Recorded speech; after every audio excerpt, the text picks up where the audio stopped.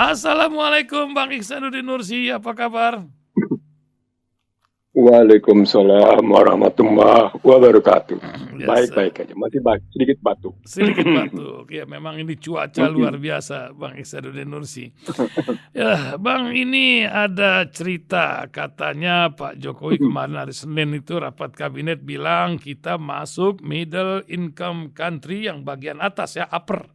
Satu lagi IMF mewarning bahwa bakal banyak perusahaan zombie. Tah ini apa ini? Kisah di balik berita-berita ini apa yang Bang Ihsanuddin Nursi bisa terangkan? Apakah kita tambah maju tapi saya lihat banyak yang stunting, masih banyak juga ini. Ini apa yang terjadi dengan negeri kita ini? Silakan Bang Ihsanuddin Nursi. Middle income country itu upper. Baik yang low maupun yang lower maupun yang upper, itu jumlahnya di seluruh dunia mencapai 75%. Hampir 3/4 dari 194 negara itu adalah negara-negara yang termasuk dalam kategori negara berpendapatan menengah. 75% dari 194 negara itu 62% miskin. Nah, lalu dikategorikan sebagai upper middle income, itu berarti negara berpendapatan menengah atas. Itu berkisar antara 4.046 per kapita sampai dengan 12.535 US dollar per kapita. Jadi pendapatan per kapitanya bisa bergerak antara 4.046 dolar per kapita sampai dengan 12.535 dolar per kapita. Nah, di 75% negara-negara seluruh dunia yang masuk dalam kelas menengah ini adalah motor pertumbuhan. Karena mereka menguasai pertumbuhan dunia sekitar 75%. Apa artinya? Artinya sesungguhnya kalau dalam kacamata saya, negara-negara berpendapatan menengah inilah negara yang merupakan pusat penghisapan negara-negara kaya. Gitu ngelihatnya. Karena jumlah orang miskinnya mencapai 62%.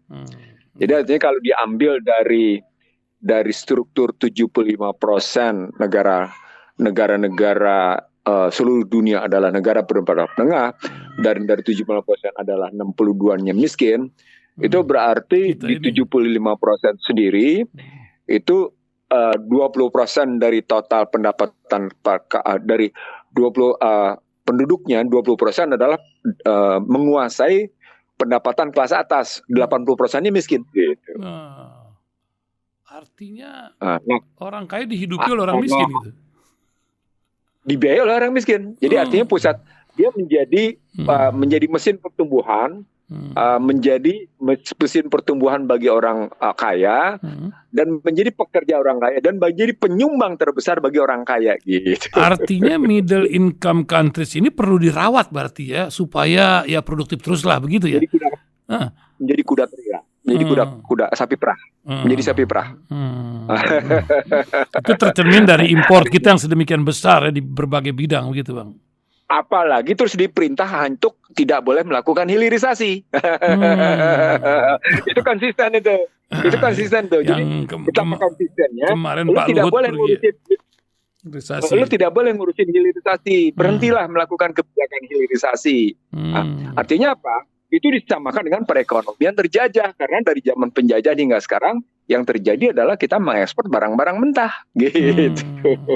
Ini ya aturan sih ada, tapi kan gitu, cara membaca datanya gitu loh, cara membaca datanya. Oh, dia sedang begini langkahnya gitu. Sama seperti Bank Dunia memindahkan ukuran kemiskinan dari 1,2 dolar menjadi 3,9 dolar per jiwa. Ya, per jiwa per hari. Itu karena memang terjadi perubahan pendapatan. Nah, tetapi pada saat yang sama ketika terjadi perpindahan angka batas kemiskinan dari 1,2 dolar per hari menjadi 3,9 dolar per hari, gitu ya, itu pada hakikatnya terjadi 4 hal. Yang pertama berarti jumlah orang miskin di Indonesia berarti meningkat. Iya, karena langsung dari 1,2 ke 3,9 ya 2 kali lipat hampir. Iya, gitu. berarti bukan lagi 26 juta gitu. Hitungan saya itu kalau pakai angka yang betul-betul miskin mutlak, hitungan saya dia menjadi sekitar 46 juta. Masya, gitu. 2 kali lipat. Dia. Tapi cerita miskin ini bukan hanya di Indonesia. 3 kali lipat. Jadi 3 kali lipat. 3 kali lipat. 3 kali 26 7,78 juta. Gitu. Jadi antara 46 sampai dengan 78 juta. Gitu. Itu kalau indikatornya kita naikin. 3,9. Indikatornya menjadi 3,9. Itu akibat pertama. Berarti jumlah kemiskinan meningkat menjadi bergerak sekitar 78 juta. Itu satu. Yang kedua, dampaknya berarti APBN harus keluarin belanja lagi lebih tinggi. Iya. Dan mereka mengatasi kemiskinan.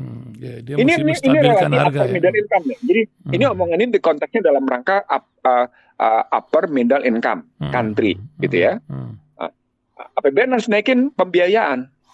Nah, kenapa? Karena APBN harus naik. Karena angka kemiskinan naik, angka Gini rasio naik. Maka keluarinlah belanja naik. Kalau belanja naik, maka akibat berikutnya, gitu ya, berarti pendapatan harus naik. Berarti tax revenue, government revenue, gitu, pendapatan pajak, tax ratio harus naik. Andai kata tax ratio atau government revenue atau pendapatan negara tidak naik, maka Anda harus ngutang. Nah, kalau jadi 4 sudah ya, kemiskinan naik, Gini rasio naik, pendapatan negara harus naik, Anda harus ngutang. Yang kelima, di sini artinya itu berarti ketika Anda harus nggak bisa naikin tax ratio, nggak bisa dapetin government revenue naik, Anda harus berutang, maka suka tidak suka Anda kemudian terperangkap ke dalam apa yang disebut dengan middle income. Bergerak di situ-situ aja loh gitu. Artinya apa? Oper lower gitu aja. Luar, gitu. Makin tergantung pada dunia luar gitu ngelihatnya. Nah, itulah sesungguhnya kalau kita selalu menggunakan ukuran-ukuran orang luar. IMF menggunakan ukuran tersendiri dengan sepakat dengan Bank Dunia menggunakan ukuran sendiri dengan sepakat dengan IMF. Kan nih kalau pakai kajian ini IMF, Bank Dunia sama WTO adalah apa yang disebut dengan 3 aliansi busuk, Unholy Alliance. Unholy Alliance itu. Iya, saya apalagi waktu kita zaman IMF dulu ya, yang berakhir di akhir periodenya SBY, tapi juga sekarang lagi terjerambab ini seperti Pakistan yang puluhan triliun mengambil dana IMF dengan segala aturannya. Apakah ini sebuah skenario memang sudah diatur di dunia atau juru penolong atau apa sebenarnya, Bang? Nah, ini menarik nih angkanya. Jadi saya berbeda dengan cara banyak ekonom dalam melihat angka inflasi dunia dan angka inflasi di beberapa negara. Nah, gitu ngelihat. Ini menarik nih. Ini menarik sekali. Jadi mari kita ngebedahnya dengan sebaik-baiknya gitu ya. Federal Reserve juga naikin suku bunganya. BI juga naikin suku bunganya. BI jadi 5,75, itu yang kemudian diprotes sama IMF yang akan menjadi zombie. Zombinya belum kita bahas nih. Zombie itu adalah perusahaan-perusahaan yang nanti cuma mampu bayar bunga tapi tidak mampu bayar pokok gitu. Itu perusahaan zombie namanya. Jadi dia direstrukturisasi nih kreditnya nih dari sekarang, katakan dari jatuh tempo di 2024 sudah direstruktur aja sampai dengan 2027 gitu. Atau katakan jatuh tempo di 2025 sudah direstruktur aja sampai dengan 2029 gitu. Itu namanya restrukturisasi. Di restrukturisasi kredit jangka waktunya. Nah, IMF menduga itu akan menjadi zombie. Itu disebabkan oleh kenaikan suku bunga kredit. Kenapa suku bunga kredit? Karena kenaikan suku bunga inflasi gitu. Itu hubungannya. Kenapa sampai kayak gitu? Karena berarti ada problem di nilai tukar gitu. Itu yang saya sebut sebagai nilai tukar bersaudara kandung dan bersaudara dekat dengan inflasi dan suku bunga dalam cara berpikir moneternya gitu. Nah, sekarang kita balik lagi ke inflasi dalam konteks dengan Pakistan. Kalau kita bilang Pakistan juga mendapat 3 miliar US dollar, ini yang saya viralkan gitu. Lagi negara Islam terperangkap ke dalam IMF gitu istilah saya. Nah, kalau kita bilang ini balik lagi ke IMF dan kemudian terkena inflasi, maka mari kita bahas dulu inflasi dunianya. Sebenarnya tingginya inflasi yang kemudian pada saat yang sama Amerika sendiri juga malah meningkatkan kemampuan menyerap lapangan kerja, itu mencurigakan. Mencurigakannya apa? Karena begitu orang naik inflasi, berarti naik suku bunga, maka orang akan berbondong-bondong menempatkan uangnya di bank, menarik lagi uang di bank. Jadi kalau 5,75 berarti bank paling tiga taruh suku bunganya ya 5,5, 5,75, ada yang bisa 6, begitu bergeraknya kayak gitu ya. Dari 5,5 sampai dengan 6% gitu bergeraknya. Bahkan kalau pakai premium gitu, itu nilainya lain lagi gitu. Itu orang berbondong-bondong akan menarik duitnya ke bank. Kenapa? Karena suasana tidak jelas. Saat yang sama perekonomian juga goncang. Karena krisis pangan, krisis energi masih belum selesai. Gitu kan?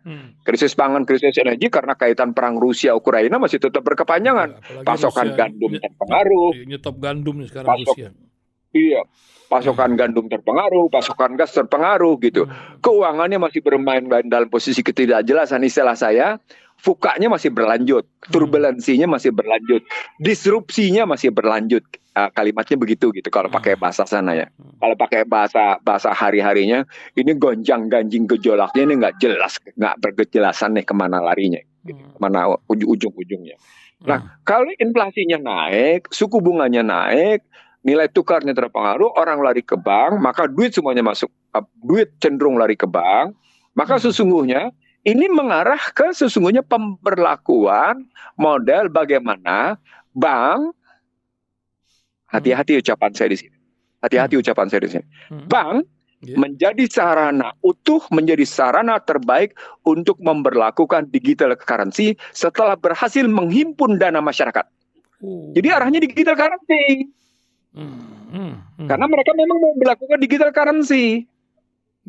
Apa arti digital currency? Ya, itu maksud dari digital currency ini apa? Kripto atau kita nggak ada uang kertas lagi atau gimana, Bang?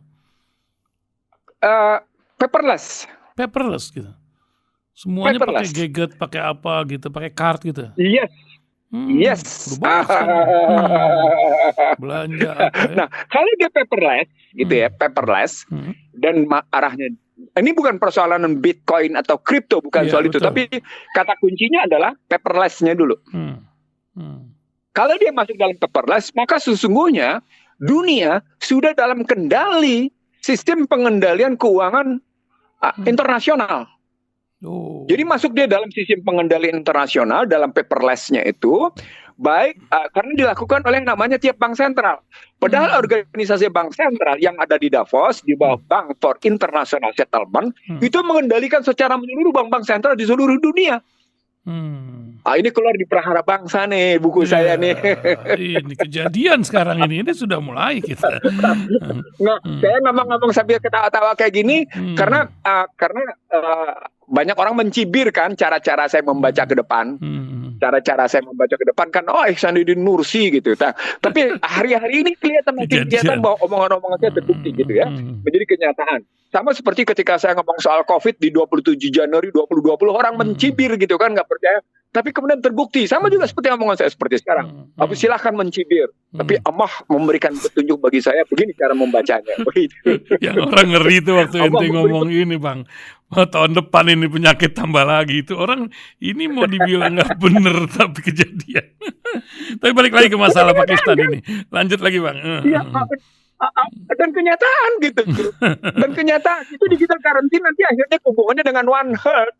One Health itu satu sehat. Dan itu sudah ditandatangani antara Bank Dunia dengan Deutsche Telekom atau sistem di Jerman. Dan gitu di loh. Amerika sudah ada tuh orang ditaruh chipnya dalam kepalanya, begitu kan? Bukan cuma sekadar taruh chipnya di kepala. Lah, yang lebih menarik lagi adalah gitu ya, bagaimana mereka Kementerian Kesehatan kerjasama dengan Bill Gates gitu loh. Saya senyum-senyum karena cara baca saya itu. Apalagi dengan undang-undang kesehatan yang baru kan, tambah lancar jaya saya begitu kan? Iya. Yang saya ketawa-tawa kayak gini, Allah memberi petunjuk pada saya untuk cara membacanya begini nih, coba deh lihatnya begini. Ini lihatnya begini nih. Lalu kemudian saya memposting tentang kajian-kajian saya di 2021, kajian-kajian saya di 2020 gitu ya. Sebagai pengingat, harus ada pengingat selalu. Balik lagi ke masalah Pakistan ini dan IMF punya gaya ini. Ketika Pakistan mulai terkena dengan model begitu, maka sesungguhnya Pakistan yang punya kekuatan nuklir, gitu ya, dan pasar akan berada dalam kendali mereka. Karena nanti kata kuncinya konflik-konflik negara gitu itu soal perhitungan hulu ledak nuklir. Soal akumulasi, apa yang saya sebut sebagai akumulatif power to the akumulatif war. Kekuatan yang terakumulasi menjadi sebuah perang yang terakumulasi. Perang yang terakumulasi itu dari mulai perang gadget, perang informasi, sampai dengan perang nuklir. Perang informasi itu adalah perang pemikiran. Anda bisa disesatkan walaupun Anda benar. Itu yang saya bilang, sejumlah orang di Indonesia hanyut dalam nikmatnya ketersesatan. Ulang. Sejumlah orang Indonesia, sebagian besar orang di Indonesia hanyut dalam nikmatnya ketersesatan. Seperti tersesatnya binatang ternak. Kalau pakai istilah Al-Quran, seperti tersesatnya binatang ternak. Kenapa Pakistan kayak gitu? Berarti Pakistan dalam pengaruh IMF. Berarti Pakistan dalam pengaruh yang namanya NATO. Padahal NATO sudah kerjasama juga, sudah mendirikan kantor di Jepang. Itu artinya NATO terus melakukan ekspansi. Padahal yang namanya fakta Warsawa nggak ada. Maka masuknya Pakistan dalam kerangka mereka sesungguhnya harus dilihat dalam kerangka bagaimana Pakistan nanti bersikap terhadap Suriah, terhadap nuklirnya. Nah kemarin soal siapakan tuh yang jatuh itu kan masuk sekarang. Itu kan semuanya dalam rangka itu gitu, dalam rangka ngeliat ke situ. Pada saat yang sama India tetap bermain dalam dua kaki. Menteri Energi India mengatakan itu omongan soal global climate change itu soal omong kosong. Itu hanya cara Barat, cara Amerika mempertahankan pesaing-pesaingnya agar tidak tumbuh bersaing. Itu dia ngomong di Amerika. Setelah yang namanya Perdana Menteri India berkunjung ketemu dengan Biden. Si Menteri Energinya juga ketemu. Lalu kemudian dia berdialog. Lalu dia ngeliat ini ngomong kosong nih soal global climate change katanya. Menarik kan? Artinya India kan punya kekuatan nuklir juga. Betul. Pakistan punya kekuatan nuklir juga, gitu cara pandangnya. Besar di dunia lagi. Nah, bergerak Bang dari Pakistan, kok tahu-tahu di Rusia di tengah Hang Heng Hong ini urusan finansial dunia, Rusia itu mengadopsi terapkan undang-undang perbankan syariah bulan Juli ini baru dimulai gitu.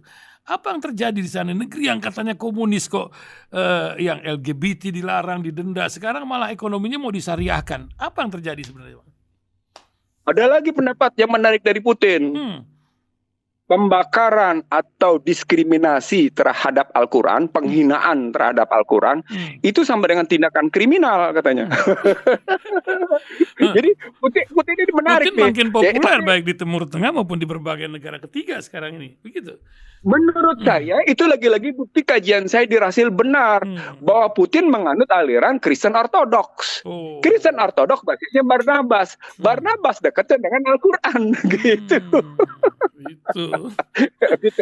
Lihatnya. Nah, ketika dia makin dekat dengan menggunakan model perbankan syariah, walaupun perbankan syariah tidak sepenuhnya ekonomi Islam, tapi minimal sudah makin mendekat ke model-model Islam gitu. Makin mendekat ke model Islam. Kan saya ngebuktikan bahwa perbankan syariah belum tentu juga syariah gitu kalau saya. Oke. Tapi minimal Iya, mungkin dekat dengan syariah. Tapi minimal kita ngelihat sekarang bahwa ada keinginan untuk menghapuskan yang namanya maisir, goror, dan riba. Kan gitu. Betul. Kita dekatnya dengan itu, makin mendekat ke situ.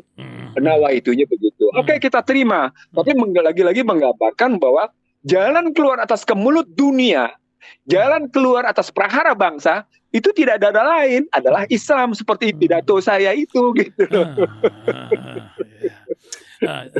Nanti zaman akan membuktikan, dan memang kita yakini sebagai orang Islam ini yang sebagian orang masih merasa tidak yakin, tugas kita lah untuk meyakinkannya, bukan begitu Bang Ihsanuddin Nursi? Jadi kalau begini cara pandangnya, membaca satu fenomena, jika dengan pendekatan keilmuan, maka dia akan bicara dengan pendekatan data. Jika dengan itu pendekatan keilmuan, pendekatan intelektualitas, akan menggunakan namanya pengguatan daya nalar pikiran. Jadi kalau pakai pendekatan data, itu pendekatan fenomena fakta, pendekatan pemikiran itu pakai pendekatan nalar pikiran, pendekatan spiritual itu menggunakan pendekatan ilmu keagamaan berdasarkan buku yang dia pegang. Buku yang dipegang apa? Al-Quran. Nah, Al-Quran sudah jelas-jelas. Saya akhir-akhir ini banyak mengutip hadis yang diriwayatkan oleh Abu Hurairah sebagai manuskrip. Bahkan dalam sebulan ini saya banyak mengutip itu gitu ya. Karena kita mungkin ngomong soal setahun lalu ya. Suriah ya. Kan jadi kenyataan tuh, Suriah aja. sampai saya lupa ngomong soal Suriah di Rasil. Itu kan setelah saudara kita meninggal, terus kita bicara Suriah tuh. Setelah Jose Rizal meninggal, kemudian kita bicara tentang Suriah. Suriah akan begini gitu ya. Berapa tahun lalu kita bicara gitu. 2,5 tahun lalu ya. 2,5 tahun lalu. Dan itu kelihatan trennya, kecenderungannya. Seperti yang pernah juga saya singgung minggu lalu. Tiba-tiba Amerika risau karena si Bashar al-Assad ngomong sama yang namanya Erdogan. Padahal Erdogan tadinya mendukung oposisi dan Amerika mendukung oposisi. Nah, begitu dengan Erdogan sama Bashar al-Assad ngomong soal perdamaian, itu berarti soal pengungsi Suriah ke Turki akan teratasi sebanyak 3 juta gitu. Sementara Iran teriak-teriak katanya habis rekonsiliasi nggak ada masalah. Sekarang Jenin dihajar kemarin habis-habisan.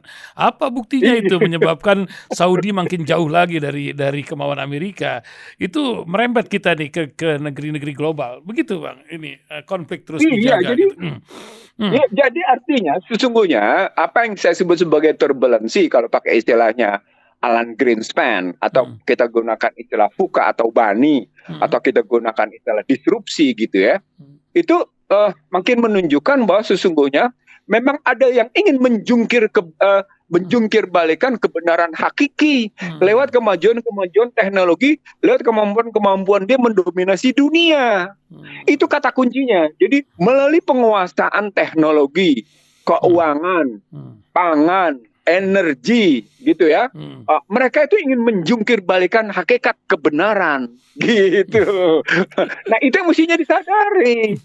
Maka mereka menampilkan seolah-olah kebaikan padahal padahal kerusakan. Wa iza qila lahum la tufsidu fil ardh qul innama nahnu muslihun. Berkali-kali saya kutip Al-Baqarah 11. Berkali-kali sampai saya menelusuri kata-kata fasada itu seberapa banyak. Itu saya ngomong di 2019. Ini kemana sih larinya kok mereka begitu ya?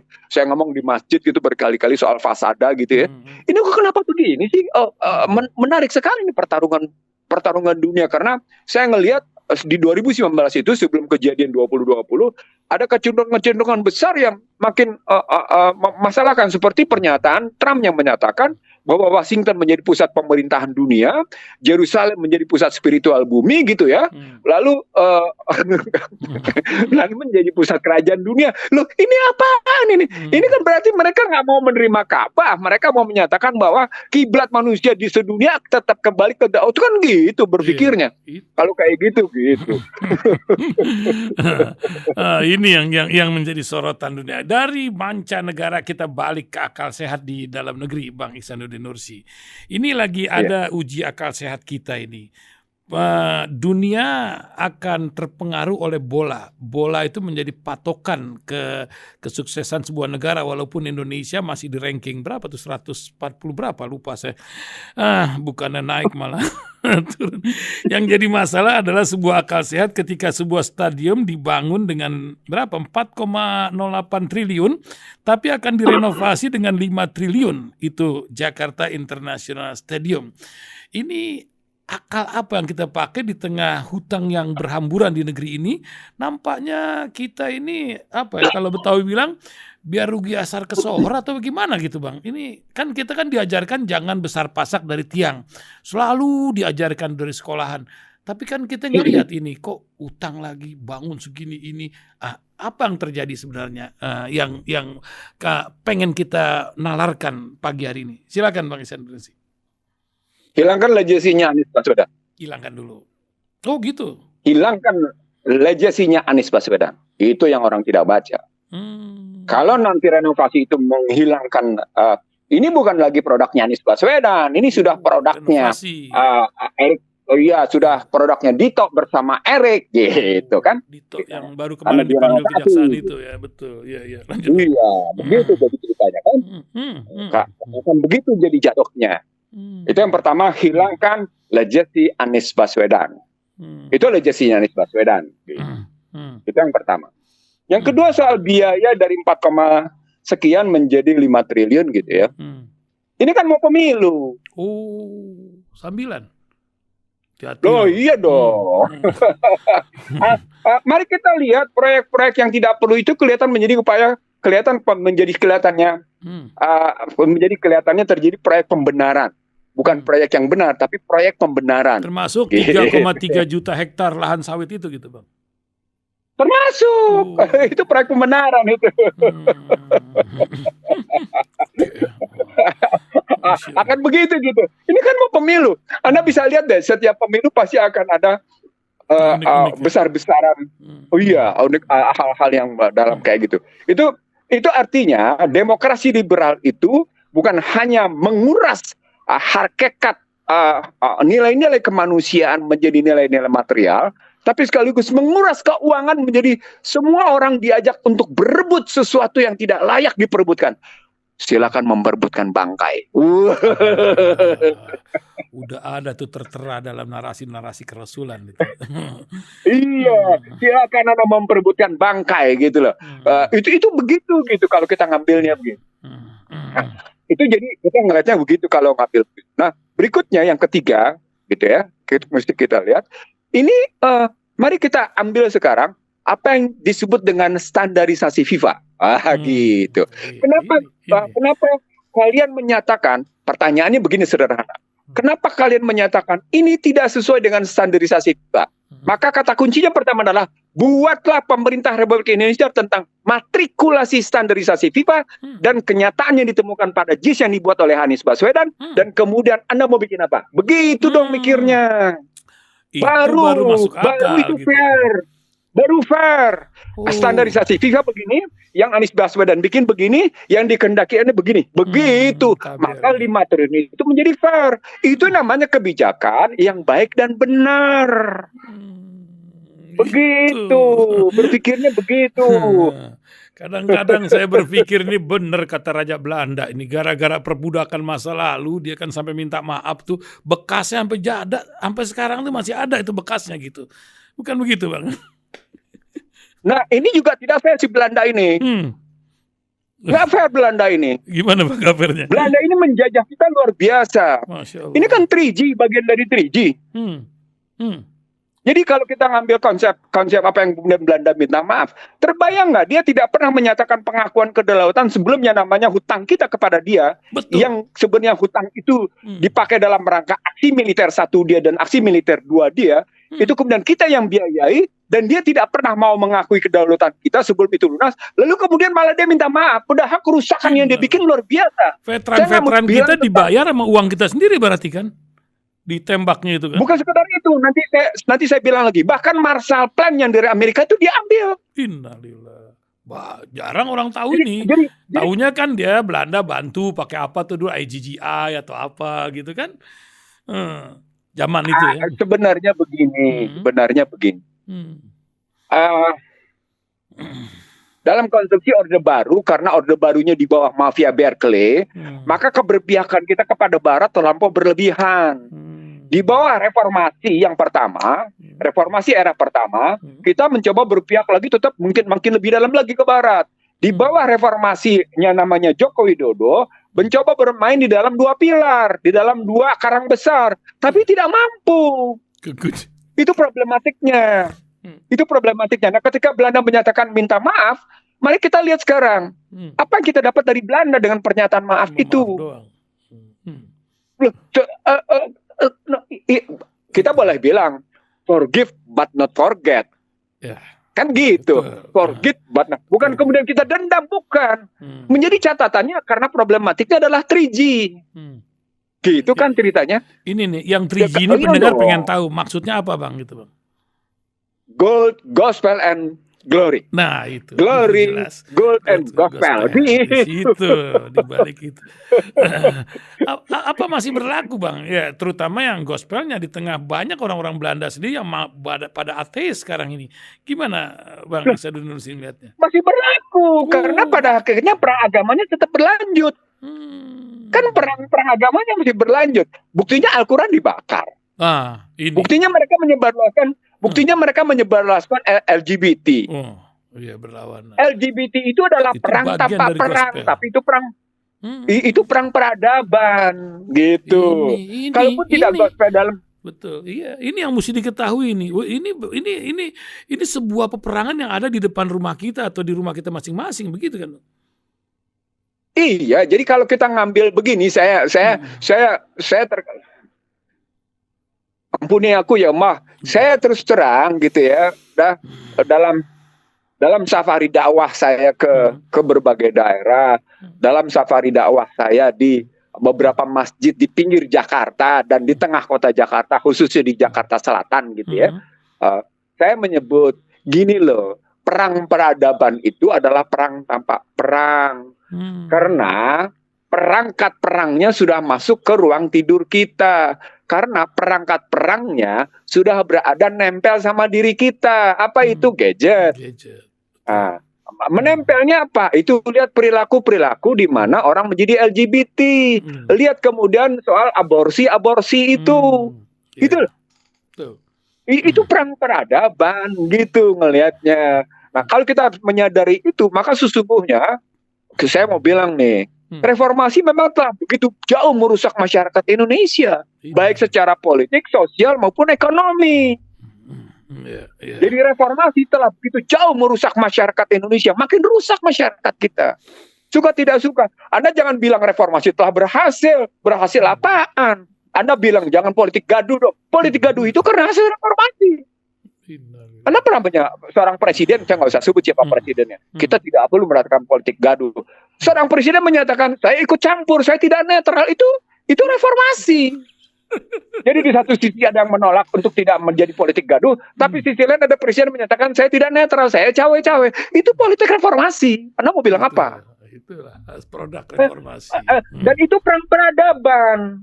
Itu bagian dari perang peradaban. Kenapa saya bilang perang peradaban? Karena Presiden Indonesia mustahil bebas dari campur tangan kekuatan asing yang saya sebut sebagai 7I.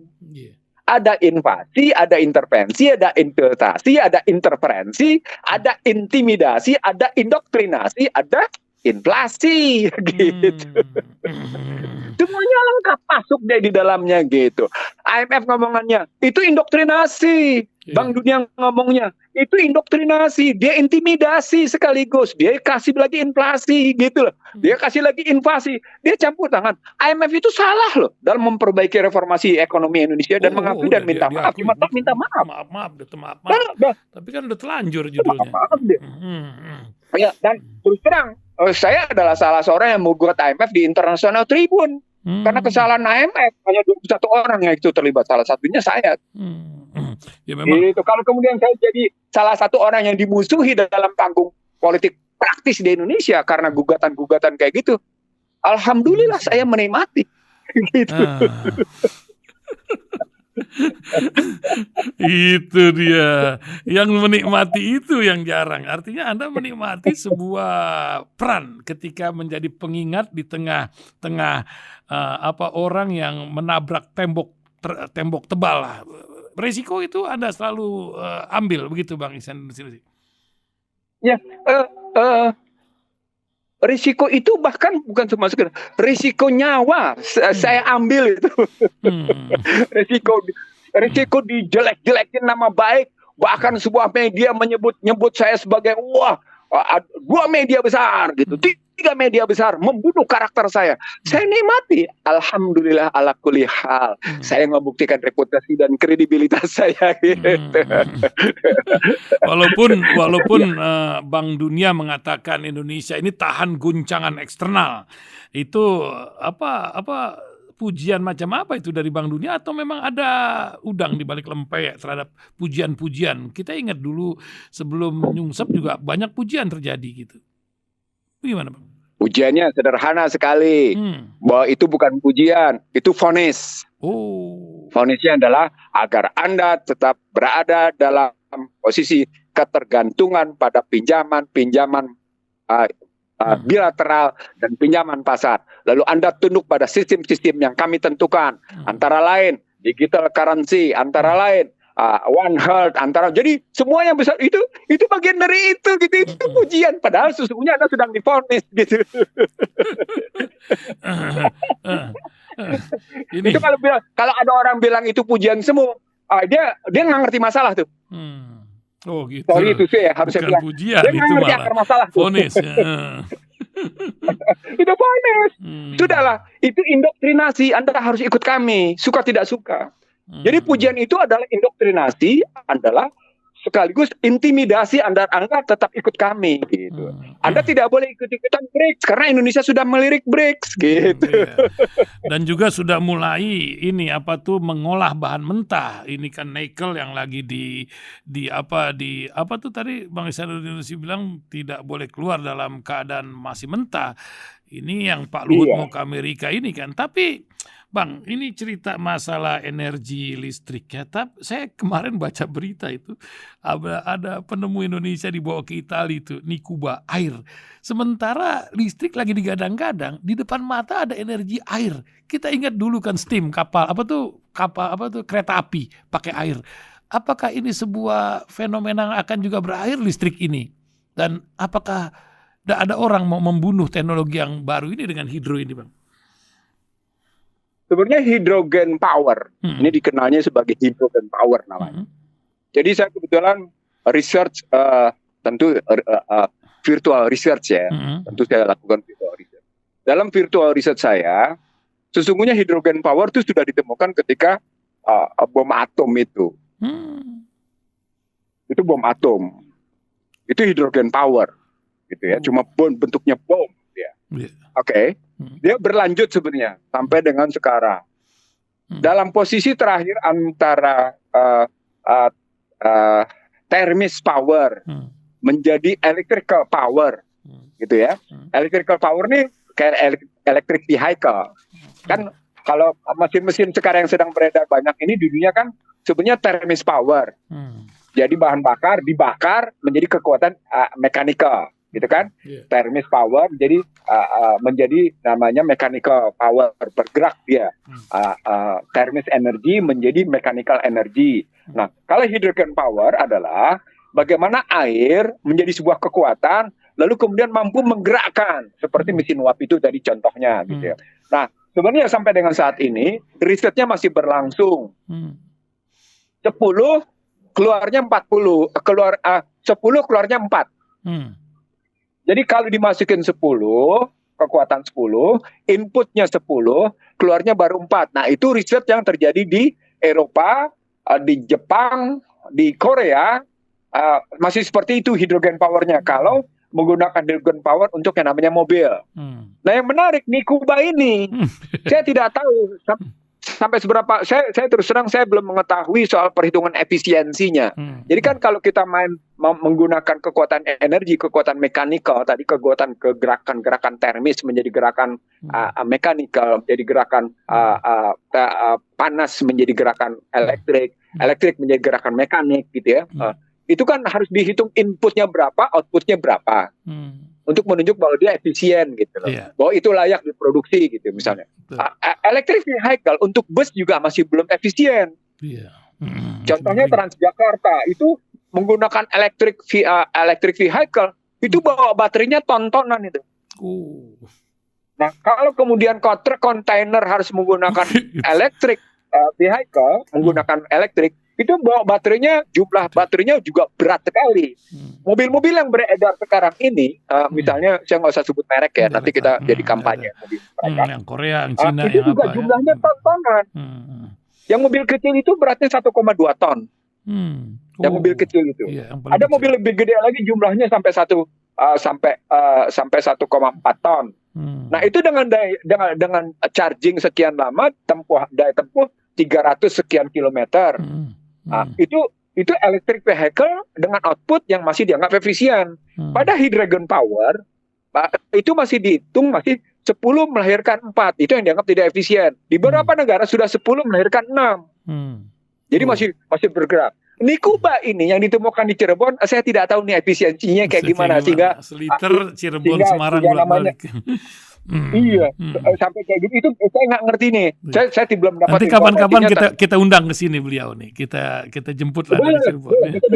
Karena itu bagian dari cerita. Bagian dari cerita bagaimana sebenarnya kenapa Yahudi demikian eager menguasai air sedunia. Itu dia. Jadi begini, cara pandang Yahudi setelah dia melihat yang namanya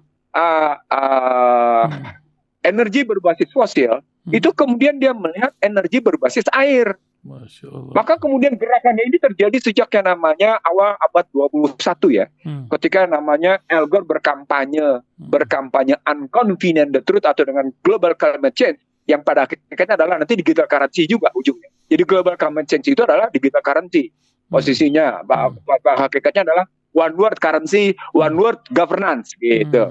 Jadi one word currency pada akhirnya one word governance yang disebut dengan satu pusat pemerintahan dunia yang istilahnya Donald Trump. Donald Trump kemarin di Yerusalem itu.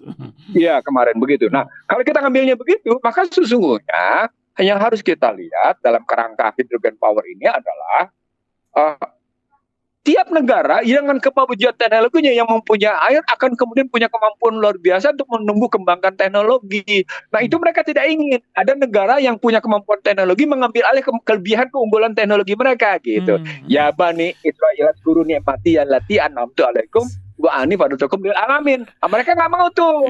Ada bani lain yang punya kelebihan itu dibuka. Nggak boleh kita tembang mobil sendiri aja nggak bisa, apalagi motor pakai air kan tambah pusing gitu. Wah, 8.45 nih Bang kita apa? Ya Allah, ya, waktu cepat sekali nih. Anda ngomong kali ini untuk ngingetin umat Indonesia. Paling tidak baru seminggu ini Anda nggak ketemu sama pendengar Rasil. Biasanya ketemu ada aja nih ketemu. Masya Allah. Seminggu ini Anda nggak ketemu. Karena kebetulan Anda istirahat. Anda istirahat dalam situasi batuk-batuk kayak gini, jadi lebih banyak istirahat gitu.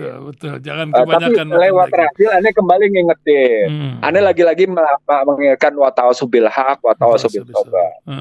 Anda mengingatkan bil haq wal kanamura. Gitu kan?